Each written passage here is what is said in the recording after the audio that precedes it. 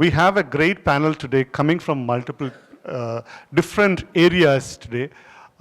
Somebody from, and even I've met Sophia a couple of years back when I came to Hyderabad, and she was that age, she's still young, you know, she was doing enterprise, started an enterprise of her own while she was working.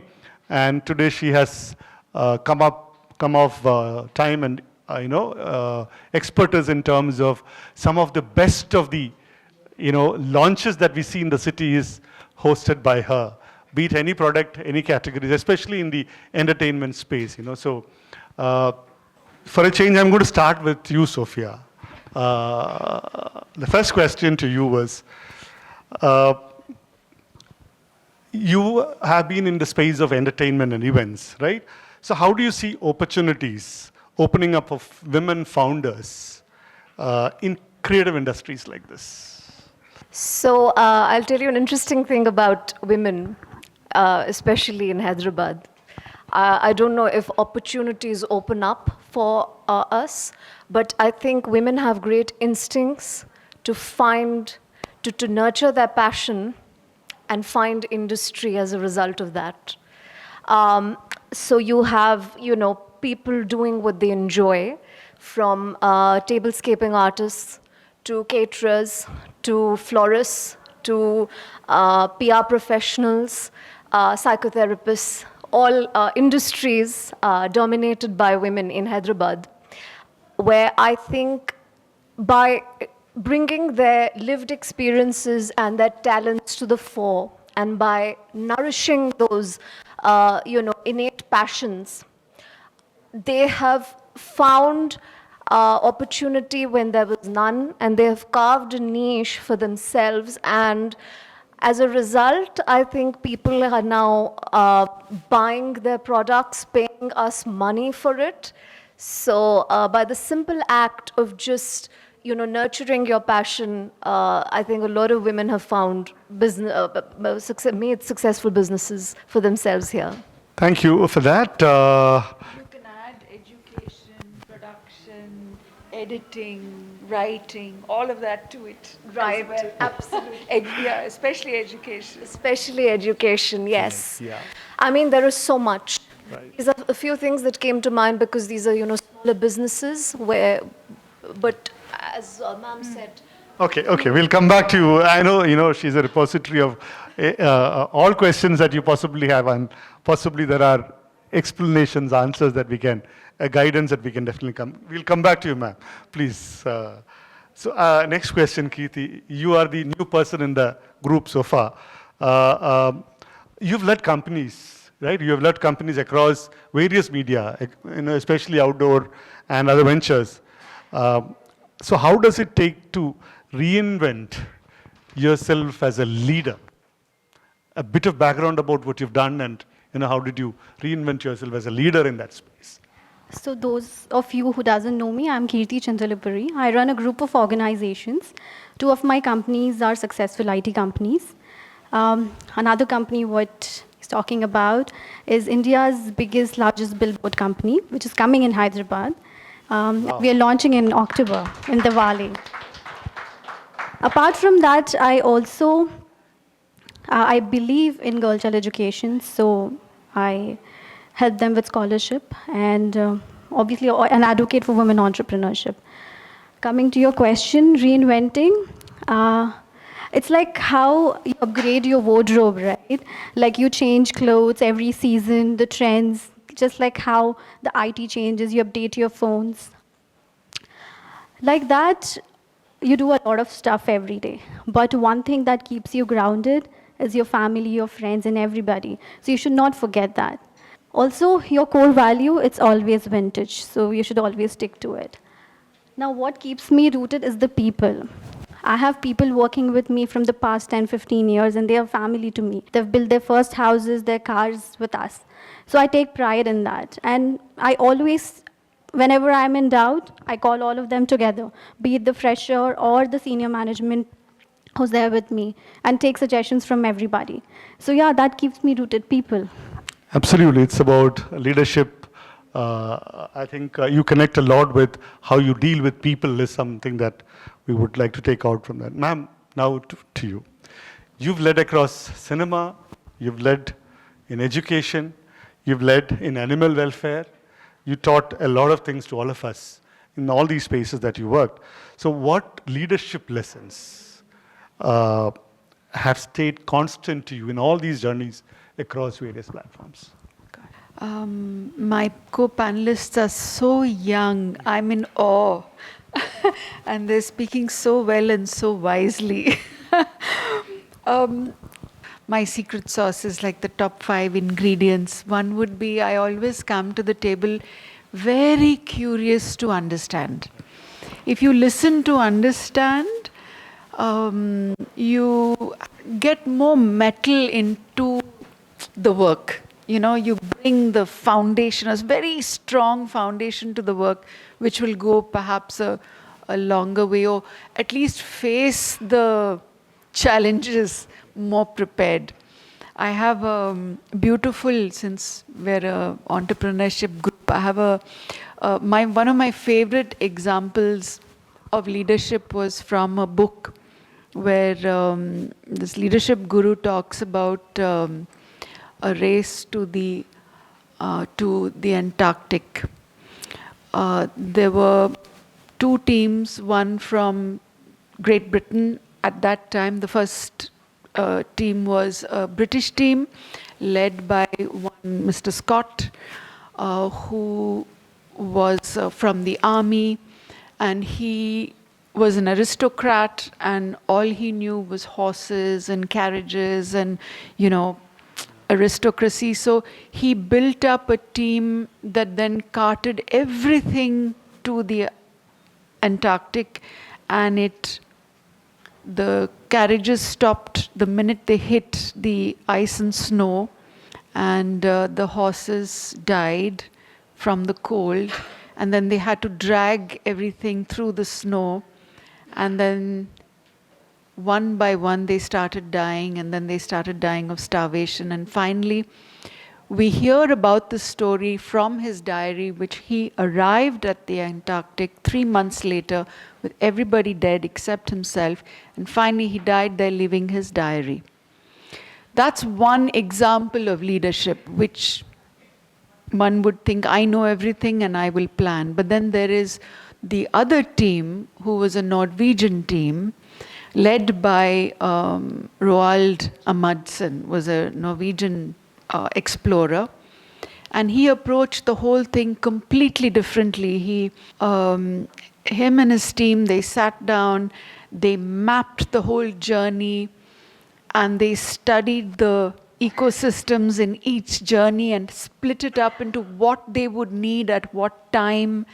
They packed really light and they kept agile, a small team, and then they planned the snow part of the journey on husky sledges with the dogs.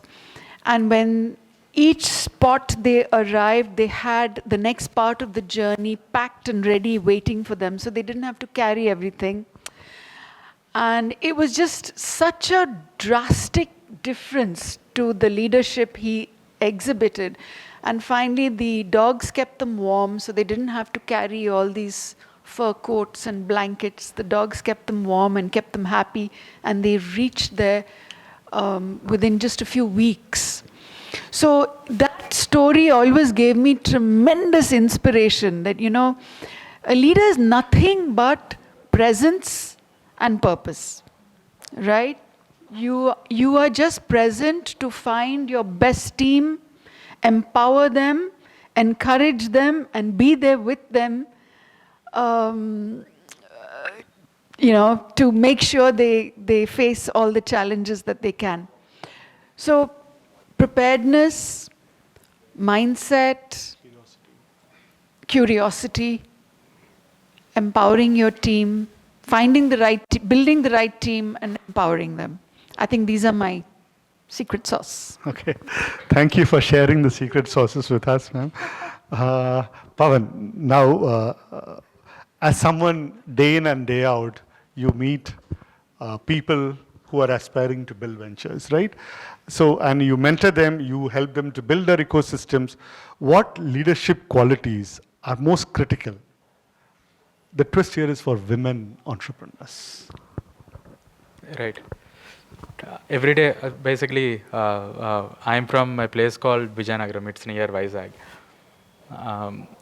Every day I give some updates to my parents. Right. Today this is happening in the campus. I just talk to them for about 5-10 minutes every day while I'm coming to the office, while I'm driving to the office.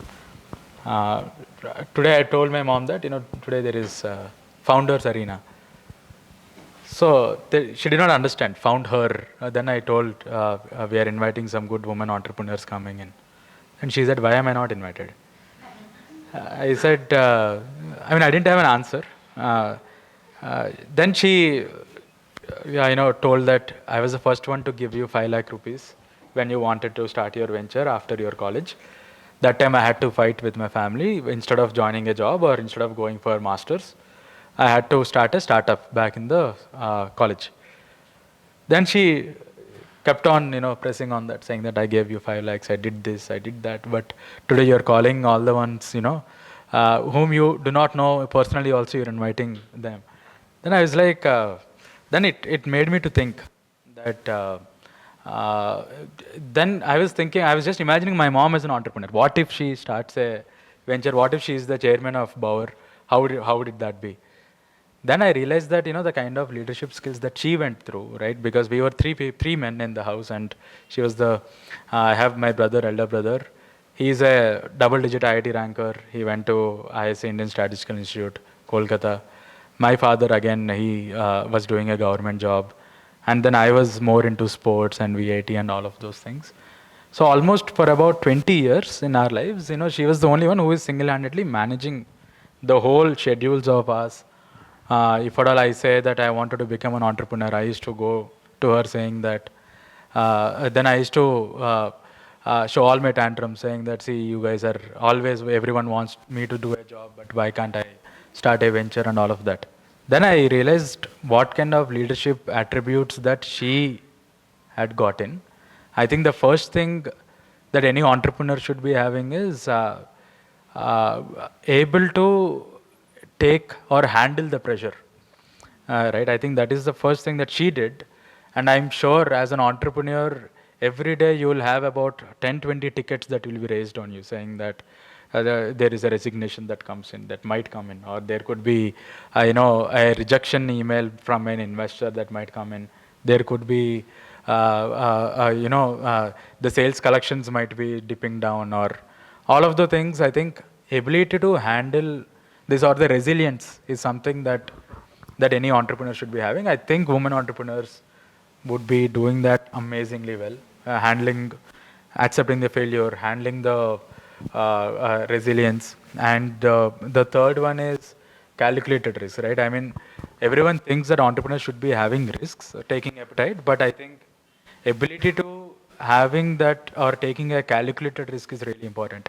Because whenever I go to my mom, she'll always tell what are the other side of doing things. If at all I say that I really wanted to go to, say, Europe trip, she used to tell me that, there could be the downsides that, what if one of you guys goes missing, or what if something else happens. I think that calculative risk is something I'm sure women entrepreneurs do that quite well. And over the last 10 years of my journey, we had more than 70% of the people that I worked with, because we are in the education space also. We had about women-led teams, are quite a lot. And I always, go with the kind of analysis that they give. 99% of them at times are right. Absolutely. I think thanks for being brutally honest about, one of those feedbacks or learnings that you thought about your mom. I think we should capture this and send it to his mom. She's watching it live, maybe, I don't know. Oh, lovely, okay. I'll ask for more money now. Yeah. Just to add to what you said, I remember one of those panels which I had earlier been part of. There was a woman founder who was into making all the kitchen accessories, and she was asked this question about why is that? Women had this inherent advantage of, let's say, making food, forever, traditionally, whatever reasons it be, But when it comes to food at home, it's women. And when it comes to chefs, hotels, wherever food is otherwise sold, it is men, unfortunately. The number of women there are not there. And she was asked this question as to why is it like that? And one thing which she really said is, because the other had money, and this was not without money. And that could be possibly the only reason. And I thought it was quite right.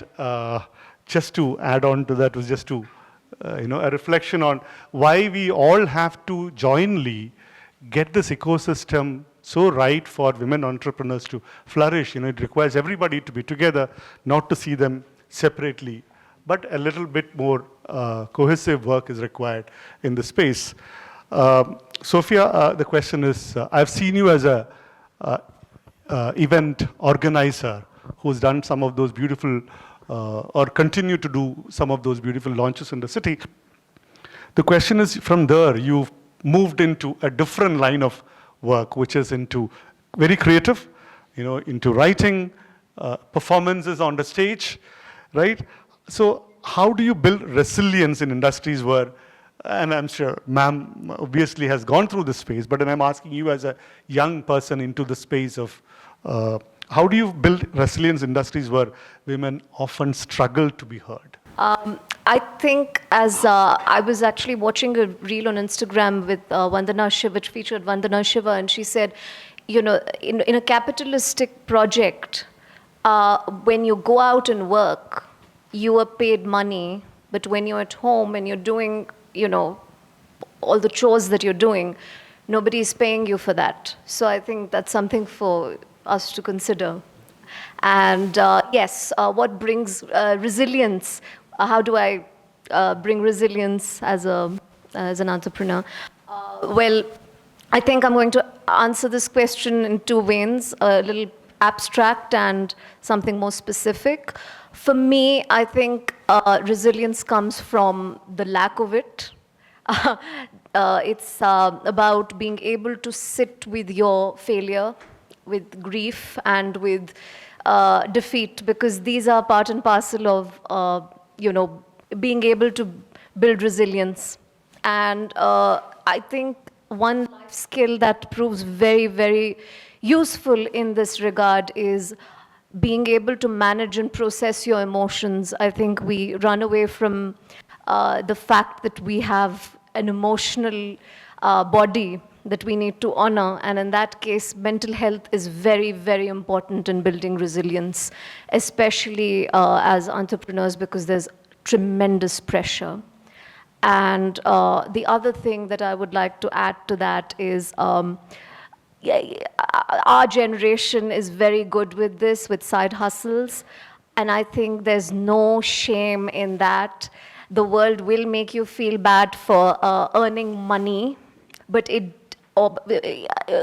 whatever you do, you're expected to, have a sense of self there. That's fine as a long-term ambition, but if there's a smaller project that's giving you money and you want to do it for it, don't be afraid to do it, because at the age of 21 or 22 or even younger, earning a little gives you a sense of confidence. I don't think there's anything wrong about that. So these are the two, things I would say help build resilience. Absolutely, that's quite deep. The absence of something actually helps you to create those, and you've done it so well, and great pursuits on the creative space, and good luck. Ma'am, you've been through that in one way or the other, getting into the industry, what she was referring. It is not about the industry per se, it's about, how do you as a woman build that resilience, and how did it, if I can add one more dimension to that question before you answer that is, women get pulled into different directions between career, family, passion. So how have you navigated all these roles and still, built that enterprise which we all are proud about? Yeah. Let me first acknowledge there are phases in a woman's life. There's a phase where you have to focus on career and, making a livelihood. And I think what she said was, don't be afraid of making the money.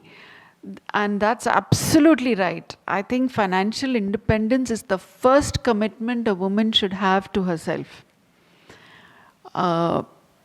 In today's world, financial commitment is your first commitment to yourself. Forget about everything else. You make your living, stand on your own feet, because that is your foundation. How do you do that is your strategy. Because if you want it to last long, then you have to train for it, you have to get the skills for it, you have to have your stuff right to get the job done. Don't expect favors. I mean, that's a shortcut. So have your, all your skills and your training under your belt, and then go for it. Then you're unshakable, right? And I think that's how I was able to navigate, because I was a trained classical dancer, and I knew performance. I knew how to get the job done. I was a one-woman army. When you're trained in a troupe, there's no frills and fancies.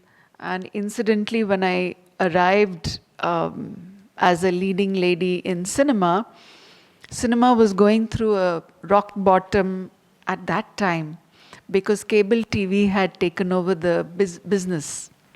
Nobody was going to the theater. It's interesting, no? It's like now there's the platform wars, right? So at that time, and then cinema had to reinvent itself. I remember the 6 months lull, which no film was made, and then we were all called into the council meeting, and producers pointed to me as an example, saying she's a one-woman army, she doesn't come with the paraphernalia, she comes on time, she delivers, and she goes, and there's no frills, no fancies, she gets the job done. And that's when professionalism came into the industry.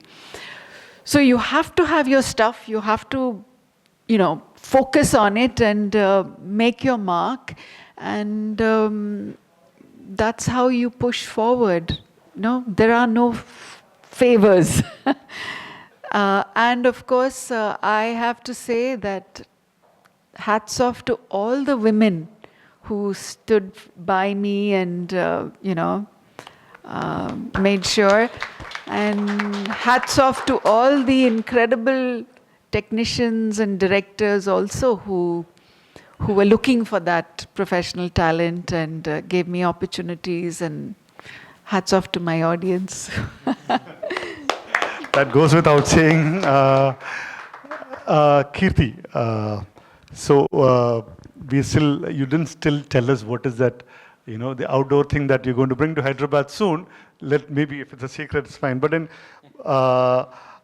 what one advice would you want to give it to the women who want to expand from niche ventures and to industry-wide leadership? So there's no secret to that on the billboards. So we have hundreds of billboards across India, and wherein ads get played. So that's what you see at Times Square. Those big billboard, one of that is coming to Hyderabad, and we are bringing it here. And about the question, I think the advice that I would want to give the young entrepreneurs or who are in the growth phase, or maybe have just started or have an idea, go network. Make sure you meet everybody in the room, whichever event that you're going to. Right? Make yourself felt there. Talk to each one of them. Also, I would say that, there is one Netflix series that I've recently watched called Reinventing Anna. I don't know how many of you have seen that. There's a girl in her early 20s. She wants to build her own foundation called Anna Delvey Foundation, wherein she wants to promote art and everything.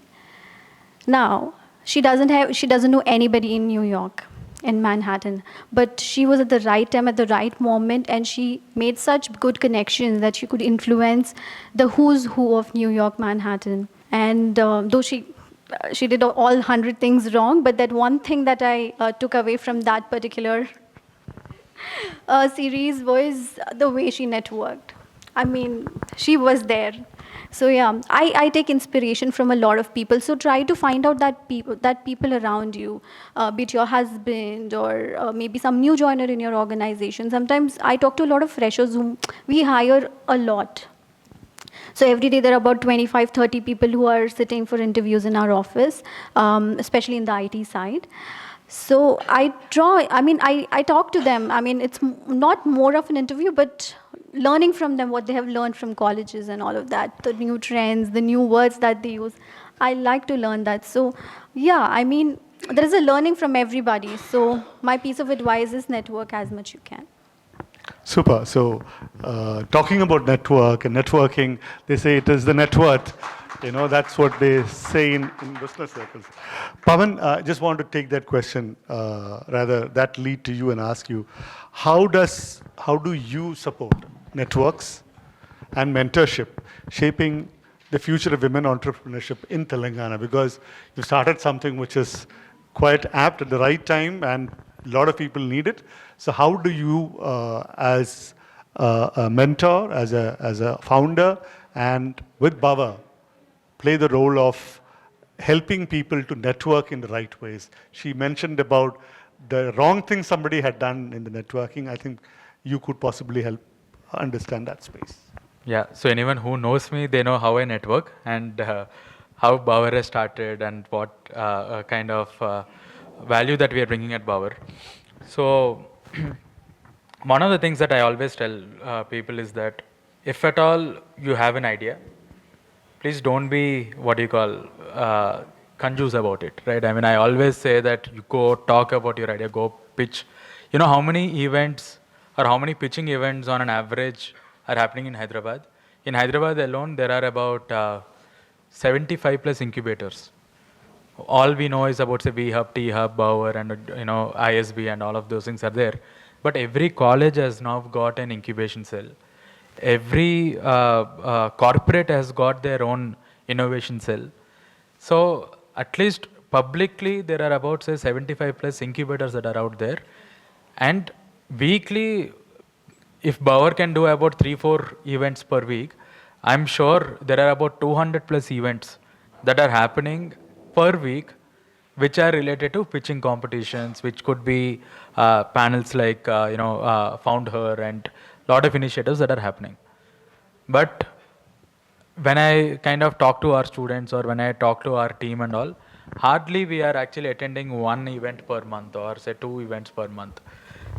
So what I suggest is that gather all the repositories, right? I mean, there is T Hub. T Hub mein every day there are 4 or 5 events.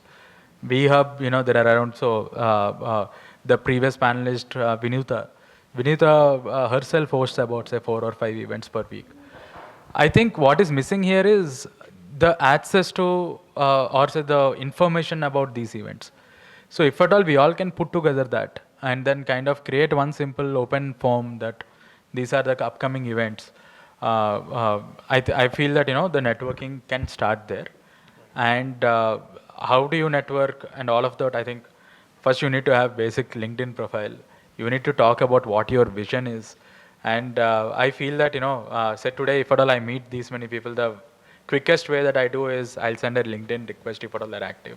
And then I'll just drop a message saying that nice meeting you today.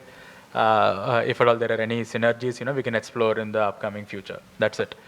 And from there, anything, right? Anything related to, for example, she's talking about ads, right? I mean, anything related to out-of-home ads that I could think of, immediately I'll reach out to Kirtana and then just say that whether I'm doing business with her or not, at least 1 or 2 insights that I might kind of gain from her. I'm sure, that's how we should start. I think the humility to ask for help, across, it doesn't matter how much successful you are, there's always a learning to come. And when you are asking questions, that too with a curious mind, you will find out what exactly you want to do. So this is for all of you together as from a leadership role. Probably we'll start with you, Sophia. Leadership roles often involves a lot of trade-offs. Sorry, Kamal. Leadership roles. Sometimes they say it's very lonely at the top. One of those trade-offs, if one can be talking about. So Yeah. leadership roles always have trade-offs. So what do you think in your personal journey, which is something that all of us can be possibly mindful about, uh, especially the aspiring entrepreneurs. Any trade-offs that you think and from which you possibly, your take on those trade-offs. That's Right. I think one of the most important things as an entrepreneur or as an artist is there has to be a sense of, when we were talking about risks, and you shared the lovely anecdote about the trip to Antarctica. I think it's very, very important to have a sense of stability, but growth doesn't happen there because the ship is safe at the harbor, but that's not what it's meant for. So anything great in life comes from uncertainty. And I know that it's difficult and dangerous, and we are so used to having the path laid out for us. This is what I'm going to be at the age of 25, and this is what I'm going to achieve. Great. But those things start to erode away unless there is a sense of uncertainty that you embrace and reinvent yourself with every passing day, moment, year. So I think the biggest trade-off as a creative entrepreneur is risking stability and embracing uncertainty. And this is what great organizations like Netflix is, at the top of its game, because if you go through their culture deck, that kind of approach is what they really, celebrate. So that's awesome. Yeah, that's my anthem, to just embrace discomfort. If you can face the challenge and say, bring it on, we can do this. I think another one is maybe developing favorites. Oh, I love this. This is my favorite. This is my best. That kind of traps you secretly into your comfort zone. So I think being able to embrace everything the same, the failure, the fame, the success, the learning, the good things, the bad things, to be able to face it all with the same curiosity to understand and learn and grow and move. That I feel is, maybe I can add to that. It is the discomfort zone, but it's a great and a great spiritual teacher, the Buddha, said the same. Said, and I have deep regard for the Buddha's teachings, that nothing in this universe is permanent. Everything is so temporary, momentary, right? And therefore, in this momentary thing, why form those attachments? Then you can face everything with the same attitude. Absolutely. Detachments, these are all something that's, especially founders should be very mindful about. I wouldn't say careful about, to mindful about what to indulge, how much to indulge, etc., etc. Kirti, what would your... So many trade-offs, Kamal. I think I've done time, basically family time. I mean, I cry for it. Because there are so many meetings that are scheduled that I am unaware of, and I get to know at the last moment, and I have to either meet some head IT people or maybe CM or somebody else. So missing that time with family, my son, that is very, very important. I love cooking for my family. So I miss that also. My husband, he loves mere haath ka khana to. So we are Telugu people. We are Annam Pappu types. So we like eating at home. That. Also, the biggest trade-off would be comfort over growth. So me and my husband are growth suckers. We always think that what's next, what are we going to do next. Most of our conversations at home are also on that. So yeah, these few things. Yes. Also, one more thing, heels over running shoes or flat shoes. I love wearing heels, but because most of the time when you're an entrepreneur or a businesswoman, you're on the run, right? So I'm wearing flats right now, but I love wearing heels though. Yeah. That is another thing. Yeah, so many personal things comes I in know, that so way. many are there. Yes. I mean, I could pinpoint only a few, but there are so many. Yeah. So before Pavan takes over the question, one of those things possibly he's still the eligible bachelor, So I don't know whether that's a missing or a trade-off, whatever. Pavan. I've signed up for it. So, so yeah. So I don't talk anything about trade-offs, but I would talk about how my perception is also changing. Right. I mean, I've seen one startup, the entire cycle of getting acquired also. Again started another startup while I was enjoying my comforts in the company that has acquired us. I was very happy. I just have to work about 4 or 5 hours. But when I again started the entrepreneurial journey, then I realized that this is going to be a never-ending loop, right? I mean, for example, this month, if at all we do, for example, it's as a revenue. Next month, you would aim for 2x, then you'll aim for 3x, then you'll aim for 4x. You'll aim for $1.5 million funding in your seed, then you'll aim for $10 million. Then you'll aim for $100 million. Then you'll become public listed company. Then you will start another venture, right? So I think this is going to be a never-ending loop for, if at all someone is choosing this path.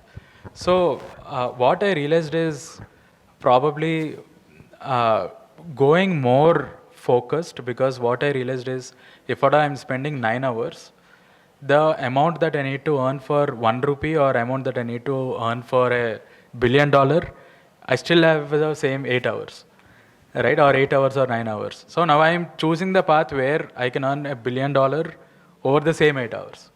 So I stopped entertaining lot of things, lot of freebies, lot of stuff that I used to do earlier. I stopped that, but now I'm really centered that 8 hour or 9 hour I'm spending time. I know where I'm heading. I feel that right now I'm going with Google Maps, right? I mean, in the journey that I'm pursuing. Earlier that was not there, and moving forward, I think I'll have Google Maps with a voice note and everything, A to Z. Probably after 10 years down the line, there will be someone to pick me up at the destination. So I'm getting there. So I'm happy. That's so wonderfully articulated. I think I would say something, like you rightly said, the analogy of ship is not meant to be in the harbor. As founders, none of us are meant to be there. We have to take those steps of uncertainties, getting into discomfort zones, leaving away a lot of those, personal things that one want to do, and also prioritizing as to how you would want to put all these things together. Before I leave it to the audience, just one last question. What would be one leadership mantra that you practice and you would advise all of us here? I don't know if it's a leadership mantra, but I think you shouldn't shy away from, your me time and for, nurturing yourself. I think we live in a world where, because it's a capitalistic construct, we are constantly thinking about doing, but a lot of heartfelt work comes from being as opposed to action. That comes later. So I think rest, rejuvenation is very important. How you approach it is up to you, but I don't know if this is a leadership mantra, but it's something that I definitely advocate for all leaders and people who are, doing a lot. Since I'm sure, I've already been through leadership tips. Maybe I can address in this question, what is the leadership model you bring to the table, right? And I know the traditional leadership model is a hierarchy, like a pyramid, where the leaders at the top. But I was very delighted to hear Kiran Bedi, the ex-police commissioner, who, when she was talking, she was showing showing the model of a ship and how her model of leadership was like more like a vehicle. And I had already presented to my team that, I don't believe in this pyramid. What a bottleneck. I mean, such an archaic, ineffective model. I trashed the model, always. And instead, I showed a circle. And I said, my leadership model is a circle. Now, everybody brings their expertise to the table, and the leader probably facilitates and moderates, the best possible outcome, but taking everybody into consideration. And so I was thrilled when I heard Kiran Bedi. Then I started to present my circular leadership model.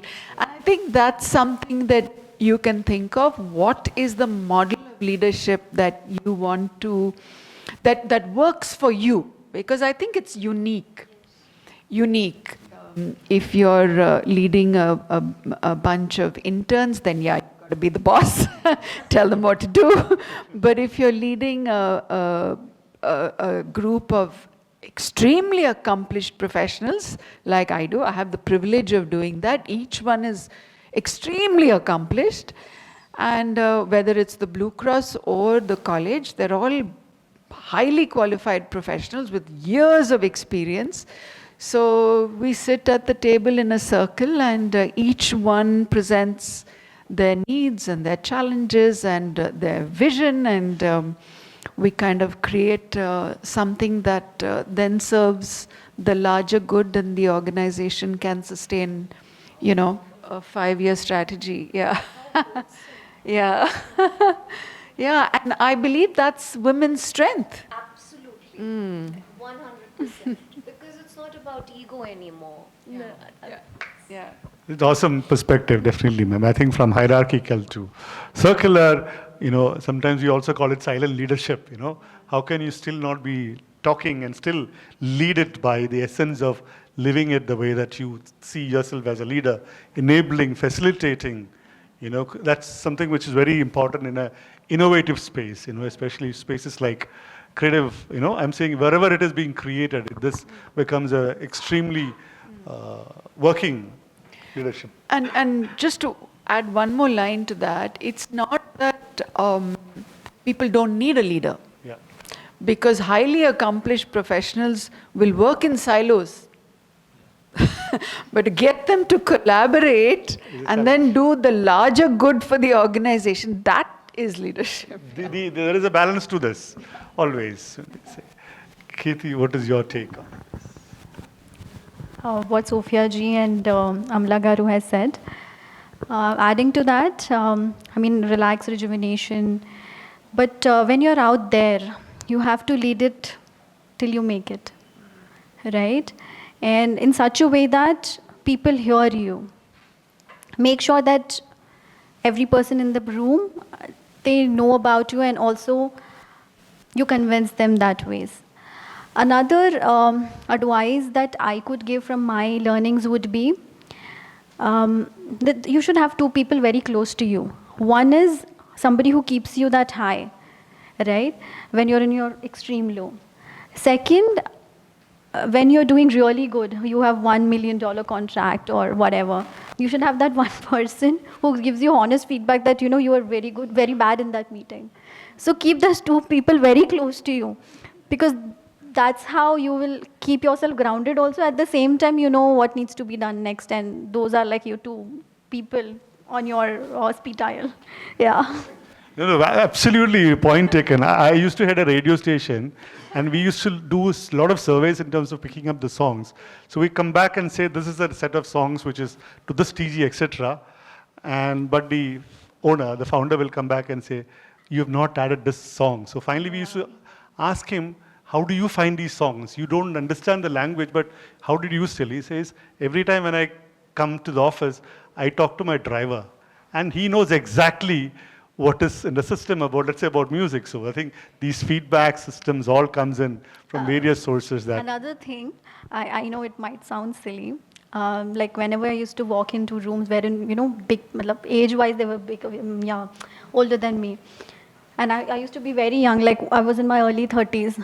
So few times they did not take my suggestions very seriously because I am also an independent director, so I sit on different boards. So I started wearing glasses and going to that meeting. From that time, I don't know how, but people started taking me seriously. So yeah, things like that also work. perception sometimes, Yeah, yeah. perceptions really. Yeah, Pavan, I really want to talk about the new age leadership. Ma'am, actually, you're an encyclopedia, right? I mean, I've been interacting with ma'am for the past 3 hours. I mean, anything that you talk, she has already thought about it or she's already implementing it. I tried to bounce so many ideas.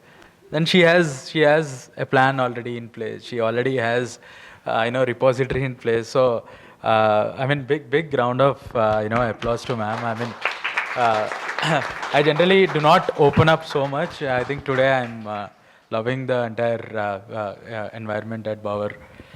Talking about leadership, I think my way is, at least for the new age leadership that I've wanted to do, is being transparent, right? I mean, I always be transparent. I'll always tell what's left in the bank account, how much runway that we have got, and how much we have done collections. In fact, I bring everyone to town hall, so we do town hall meetings. You are aware.